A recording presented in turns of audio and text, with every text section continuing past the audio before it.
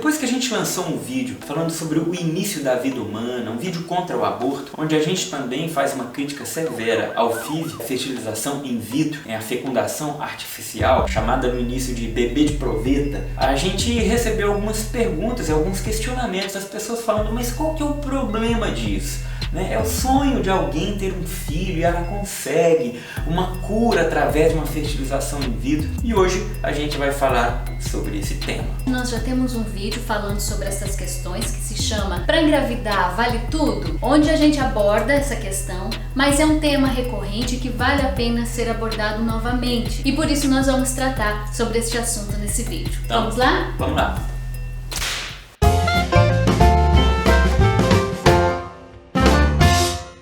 Tema complicado de se tratar, nós sabemos disso, porque quando um casal se casa, a grande maioria dos casais, eles desejam ter filhos, eles desejam viver a experiência da paternidade. Este é o comum, de casais que se unem pelo matrimônio, mas acontece muitas vezes do casal enfrentar o difícil problema da esterilidade. E a igreja não é alheia a isso. O Catecismo da Igreja Católica, a partir do parágrafo 2373, aborda essa questão, o dom do filho, e olha o que diz no parágrafo 2374: é grande o sofrimento de casais que descobrem que são estéreis. O que me darás? Pergunta Abraão a Deus. Continuo sem filho, faze-me ter filhos também ou morro, disse Raquel ao seu marido Jacó. As pesquisas que visam diminuir a esterilidade humana devem ser estimuladas, a igreja diz, sob a condição de serem postas a serviço da pessoa humana, dos seus direitos inalienáveis, de seu bem verdadeiro e integral, de acordo com o projeto e a vontade de Deus. Agora olha o que diz no parágrafo 2376, a gente já começa trazendo a luz da igreja para iluminar toda essa questão. As técnicas que provocam uma dissociação do parentesco pela intervenção de uma pessoa estranha ao casal, doação de esperma ou de óvulo, empréstimo de útero, são gravemente desonestas. Estas técnicas, inseminação e fecundação artificiais heterólogas, lesam o direito da criança de nascer de um pai e de uma mãe conhecidos dela e ligados entre si pelo casamento. Elas traem o direito exclusivo de se tornar pai e mãe somente um por meio do outro. Praticadas entre o casal, agora vai falar da inseminação homóloga. Estas técnicas são talvez menos claras a um juízo imediato, mas continuam moralmente inaceitáveis. Ou seja, quando retira o esperma do próprio pai, o óvulo da própria mãe e faz esta fecundação artificialmente. Diz o seguinte: dissociam o ato sexual do ato procriador. O ato fundante da existência dos filhos já não é um ato pelo qual duas pessoas se doam uma à outra, mas um ato que remete à vida e à identidade do embrião para o poder dos médicos e biólogos e instala um domínio da técnica sobre a origem e a destinação da pessoa humana. Tal relação de dominação é por si contrária à dignidade e à igualdade que devem ser comuns aos pais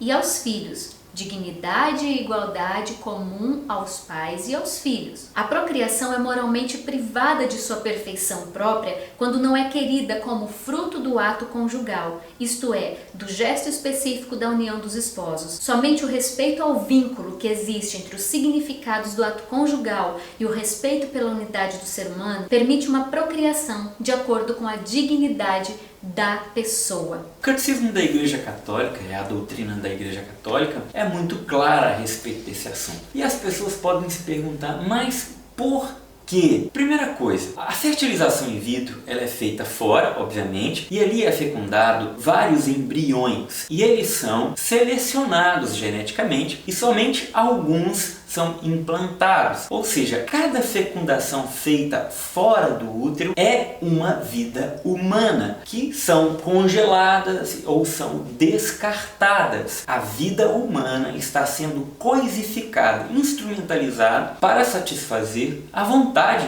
daquele casal. E a igreja condena essa manipulação artificial da vida, porque não é natural. Você provoca abortos no processo da fertilização in vitro. livre-arbítrio. Nós que seguimos o que a ciência já determinou, o início da vida começa sim na concepção, ali na fecundação. Se então ali a vida começa, já tem inclusive uma alma espiritual. Já existe alma ali naquela fecundação, que são congeladas ou descartadas. A segunda coisa que o catecismo vai mencionar também é o direito de cada criança ter um pai, ter uma mãe e ser concebida numa relação natural. Para a igreja, a relação sexual, ela não é só um ato de orgasmo, de prazer, ela não pode ser dissociada do ato criativo e unitivo. São os dois aspectos da relação conjugal. O âmbito unitivo e o âmbito procriativo não podem ser dissociados. E às vezes pode passar pela cabeça das pessoas que esse é um discurso moralista de quem já conseguiu ter filhos, que a gente não sabe como sofre um casal que não podem ter filhos. Nós convivemos com pessoas que não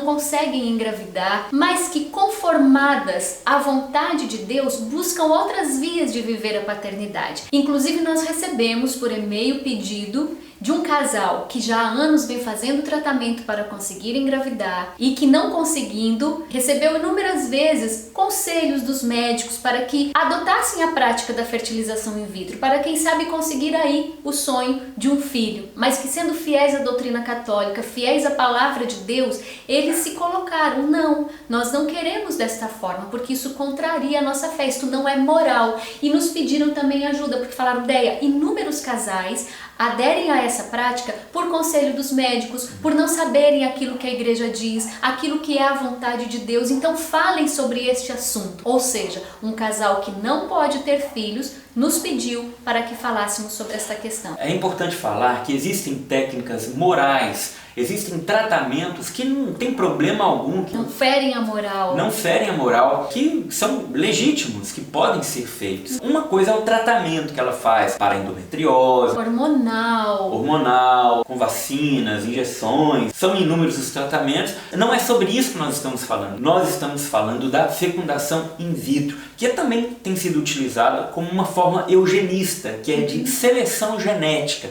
né? Eu seleciono os melhores, seleciono aquele que me convém para que eu possa usar disso. O catecismo da igreja vai falar que o filho não é um capricho dos pais, filho é dom, é graça. E tem até mesmo pessoas fazendo isso para garantir o sexo de determinado filho, tipo, já tenho 3 filhos meninos, agora eu quero uma menina, então eu vou aí aderir a essa técnica, ou para garantir que o filho venha saudável e com aquelas determinadas características que eu desejo. Gente, isto é manipular a vida, é colocar-se no lugar de Deus, somente Ele pode dar a vida. Por isso que o catecismo diz, no parágrafo 2378, filho não é algo devido, não é um direito. Não é um direito. Ele é dom. O dom mais excelente do matrimônio é uma pessoa humana. O filho não pode ser considerado como objeto de propriedade, a que conduziria o reconhecimento de um pretenso direito ao filho. Nesse campo, somente o filho possui verdadeiros direitos, o de ser fruto do ato específico do amor conjugal de seus pais,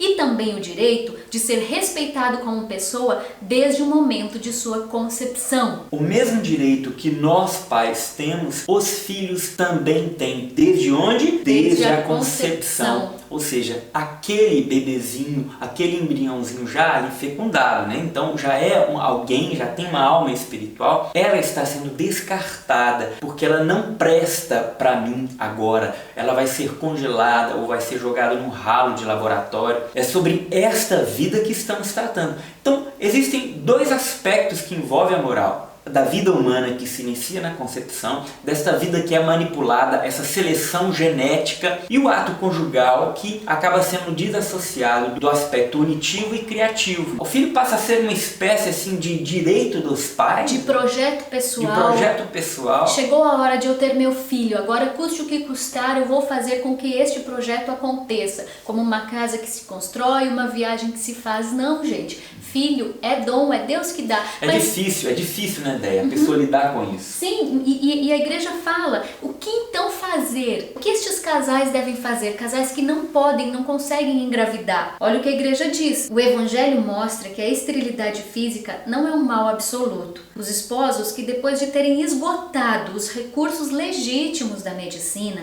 sofrerem de infertilidade, unir-se-ão à cruz do Senhor, fonte de toda a fecundidade espiritual. Podem mostrar sua generosidade adotando crianças desamparadas ou prestando relevantes serviços em favor do próximo. Existem formas de se viver a paternidade e a maternidade que não é unicamente a forma biológica, né? Não é somente gestando uma vida. Sim, isso é real. Prova disso está aí as religiosas, os religiosos, os celibatários, que são extremamente felizes. Eles exercem essa paternidade, essa maternidade espiritual e fecunda no mundo. E casais que, adotando uma criança, se tornam absolutamente realizados enquanto pais e enquanto mães, descobrem este verdadeiro amor que se estabelece não somente pela via de sangue, pela via biológica, mas pela via espiritual e afetiva que se dá quando uma criança chega num lar, independente de ter nascido daquela mãe ou não. Quem adota uma criança pode confirmar isso, né? No momento que aquele filho chega, se redescobre uma forma de amar e se estabelece ali laços verdadeiros de pai e filho, de mãe e filho. Poderíamos falar um dia aqui sobre a adoção. Já pediram muitas vezes e nós vamos tratar futuramente sobre este assunto, sim. Porque muita gente olha a adoção como uma forma de resolver um problema do casal. Eu vou adotar por causa do meu matrimônio, por causa da minha família. Não, antes de tudo, o ato da adoção é visando a criança. Você não está escolhendo um filho para você. Comece a pensar que você está escolhendo uma família para o seu filho. Isso ajuda a gente a quebrar essa mentalidade que o filho é algo para me fazer feliz. Não, espera, começa a pensar na criança. Nós seremos uma família para aquela criança. Se a gente não pensa assim, a gente corre o risco de ficar também muito criterioso na escolha de um filho para adotar. Então tem que ser branco, pequeno, não pode ter nenhum problema de saúde, olho azul, cabelo liso, enfim, uma série de requisitos e condições para que se adote uma criança. Porque você está adotando para você, para o casal. Não, comece a pensar na criança. E a respeito dessa questão da fertilização, fique aí como uma luz para clarear as decisões a você que está pensando ou não em adotar esta técnica da fertilização in vitro, que a luz da doutrina católica possa te trazer uma clareza do que fazer. Entre na nossa livraria, livraria.deitiba.com.br. Muitos livros excelentes você vai encontrar aí com descontos. Deus é sempre bom, Deus é sempre generoso e Ele não desampara aqueles que decidem caminhar na sua vontade. Lembre disso sempre. Deus abençoe. Tchau. Tchau.